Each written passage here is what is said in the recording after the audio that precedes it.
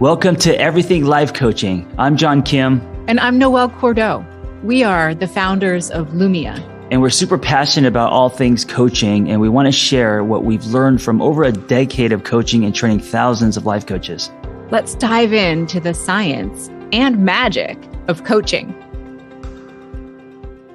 On today's episode, we're going to talk about empathy mapping as a tool for coaching with some surprising benefits.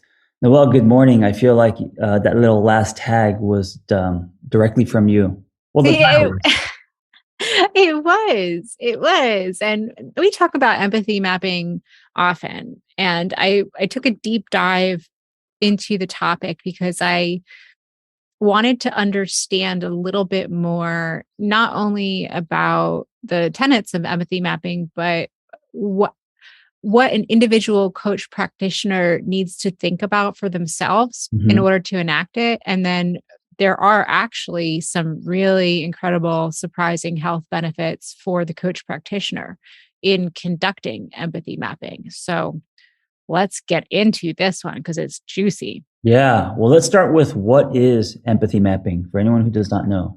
Yeah. Empathy mapping, I first came into contact with it when you and I were back in startup land a million years ago, working with apps and humans and tech. And it's traditionally used as a way of understanding consumers and very specifically understanding how a person is going to think, feel, say, and do in a really specific situation. So we're taking one moment, one sliver in time, and really getting into the head of a person to understand a 360 perspective around this person for the purpose of serving them and for the purpose of compassionately meeting their needs. Yeah, I remember sitting around the table or standing around the table, and as an exercise, we would empathy map, various things for our company.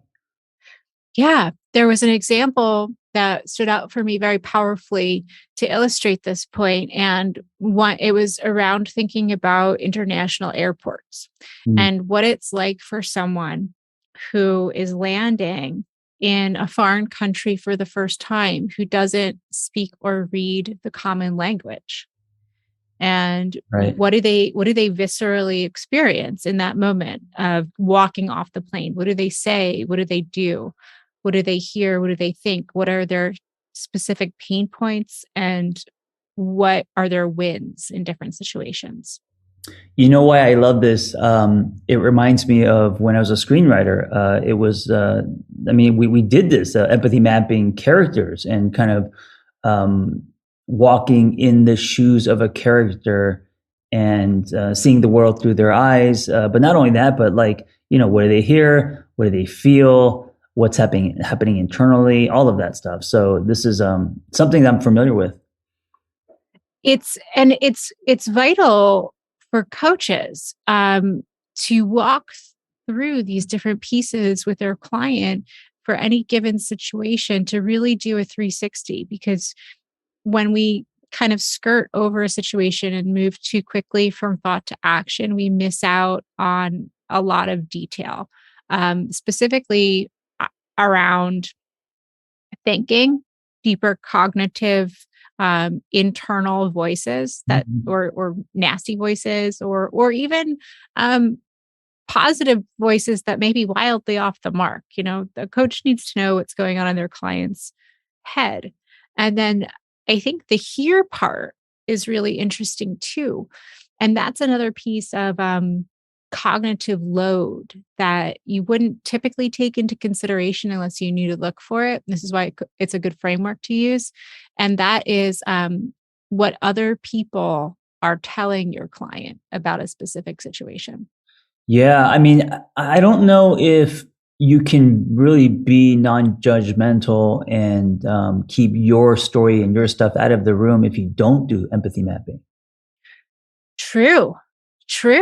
And that's, one of the pieces as we start to get into, okay, what does a coach need to do this work? And that's that we need to be both concurrently aware that someone is going to be telling us um, what they're experiencing, what they're thinking, what they're hearing, what their pains are, what their gains are. And we are also going to have our own memory set of our own lives, our own experiences that are running like a slideshow. And so when we do this, we need to act intentionally to hang up our own lives at the door. And this is a skill set in coaching that's developed over time. The other thing I was thinking is not only is this important for your sessions, but also marketing. Oh, very much so. And Who's your audience? You know, who are you speaking who's your audience? What's keeping them up at night? And the way that you and I teach coach marketing is to think about what's keeping your audience up at night and what can you provide to help them feel better in that moment of pain, right? and to give. I remember when we were doing this, there were even questions like, what would they order at Starbucks? Which sounds ridiculous, but it's in the details that I could kind of get a good 360 sense of who this person is, or who I'm talking to when it comes to marketing, the demographic, and the kind of person that would buy your book or your services or anything like that. It gives you data. It gives you information into the world that belongs to someone else Right. that you are a guest in. And when we're a guest, it's important to be observant. This also is a huge part of cultural competency, is understanding that the way that you perceived the world around you and the things that you perceive as true might not be so for someone else. And that doesn't make that other person's vision wrong. Should we get into how to empathy map?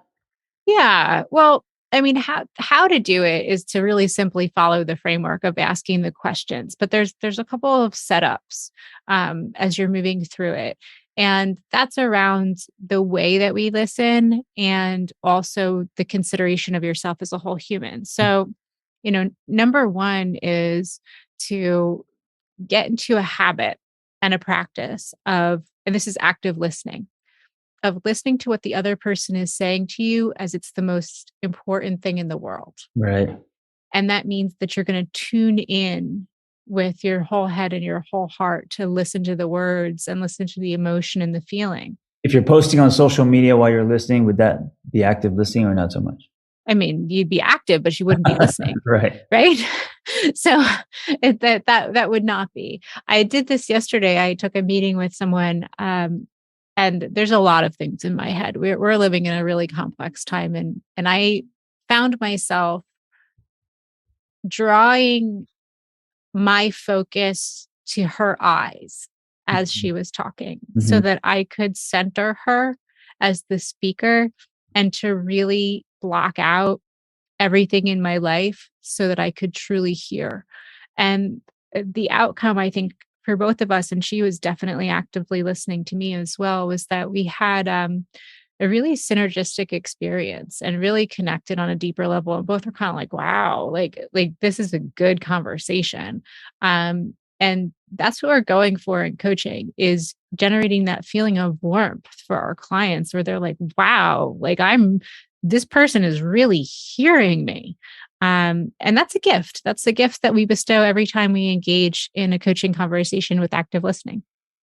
Yeah, and also the importance of eye contact, which is slowly fading as we get so used to just looking at phones and our computers, and so in real time, to stare into someone's eyes it's powerful. Like I don't think a lot of people do that these days.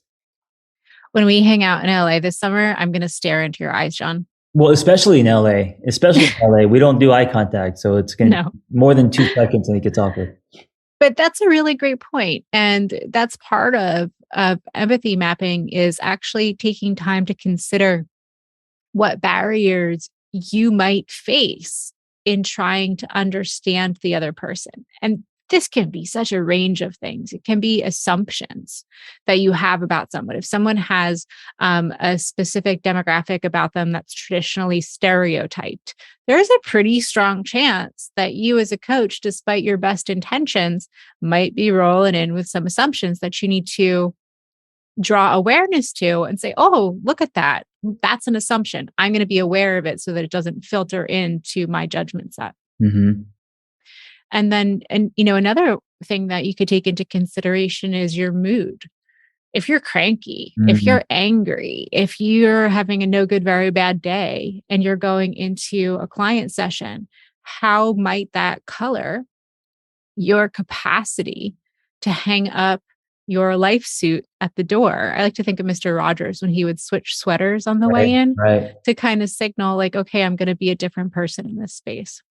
That's a great point, and I'm so guilty of allowing my own life and my own anxiety and all the stuff that I'm thinking about, allowing some of that to leak into sessions. Today, I definitely take a beat before a session, whether it's a breath or a meditation, and just kind of clear the canvas in my head mentally before I go in. Because naturally, if you don't, yeah, your mood is going to just it's going to leak through unless you make an intention for it not to.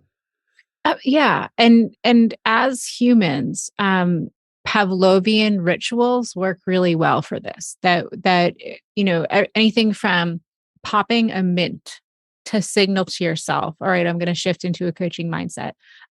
Lighting a candle to signify that you're now entering, a sacred space with someone else. When you engage in those somatic cues for yourself, it really does help in shifting the mindset. And if you really feel like you can't do it, if whatever is going on for you or whatever is weighing on you is truly impacting your ability to focus, ICF standards call for the coach to let the client know that they can't show up. Coaches get sick days too. And if we're being ethical about our practice, that would absolutely include our inability to focus. Let's get into why that's important is that deep level of focus. Because according to ICF standards, the ICF doesn't directly talk about empathy mapping. But what the ICF does talk about is honing in on a really specific situation and taking the time to do the deep dive, which is another way of using the empathy mapping framework. Because oftentimes, when a client is experiencing a pain point around a specific situation, it's actually just the tip of an iceberg. And that iceberg flows way underwater and goes into so many different aspects of the client's life. And quite literally, according to the ICF, the job of the coach is to go after that whole picture. Mm. How is this showing up in your whole life? And to have the client start to generate awareness around, oh, this is an iceberg. Yeah, one of the things I talk about in a lot of the my sessions, they end up being powerful if we are looking at what's underneath. And so when you say iceberg, that reminds me of that. Like a lot of times, what clients come to see me about is on the surface, and then as we process and talk about their life, what's underneath, and that surfaces, and that's very powerful. Absolutely. Absolutely. So, keeping in mind the work that we're called to do as coaches, there are some tricks of the trade. And, in addition to the ritual and the somatic cues, the Harvard Business Review put out a really nice report around empathy. And they were talking about interpersonal work environments. But I think that this particular technique can be used for anything. Thinking about parents, thinking about moving into conversations with family or friends, or knowing that you have a coaching conversation coming up, knowing that you have a meeting. It's to take time to prepare your nervous system. And the technique is to tilt your chin down and feel as if your head is gently suspended from above, which gives you the feeling of lengthening your neck. And then you put your shoulders down. I like to think of this as tucking your shoulder blades in your back pocket. And then you expand your belly with a breath. And then you relax back with your breath out, and then tune into the environment around you, um, using your senses. So, like putting your hand on the table to feel if it's cool or if there are ridges in it. And this is a simple way of calming your nervous system so that you can get some grounded activation as you move into empathy mapping or whatever it is that you need to focus on. Ooh, I love this. I've never heard this before. These are little exercises that you can do. It seems like a way to drop into your body and be present. It is. It is a specific technique designed to calm your nervous system so that you can drop into your body. I love it. I'm gonna try it. Yeah, I'm going to use it also. I was delighted to find it. And then the piece that I wanted to close with is, I think, just so freaking beautiful and juicy, because anyone who shows up in this time to be a helper is doing some heavy lifting right now. It's like the world is just, it just keeps spinning and shit just keeps happening. Everybody's exhausted. Everybody needs a break. And um, it's hard to get back up again and to calm our nervous system, and not just coaches. I'm thinking about, parents, friends, colleagues, family members to drop in and say, all right, I'm going to show up. So when we treat people with empathy, it 100% makes the person on the receiving end feel good, which is what we want to do as coaches. We're providing customer service. And it also brings out a really powerful secondary flow of kindness from the coach practitioner. Yeah, not only feel good, but feel seen, feel understood, feel heard. It's basically meeting your client where they're at. So without the empathy piece, you're actually not. Right. Right. And then when we engage in the empathy piece as a coach, what happens for you as a coach is you begin to experience your own relationship with kindness, which is an active form of engagement that flows out of empathy. And there's a whole body of work on this. And studies show that if someone is empathetic and they'll be able to deeply understand a situation, they'll be able to put the needs of others above their own.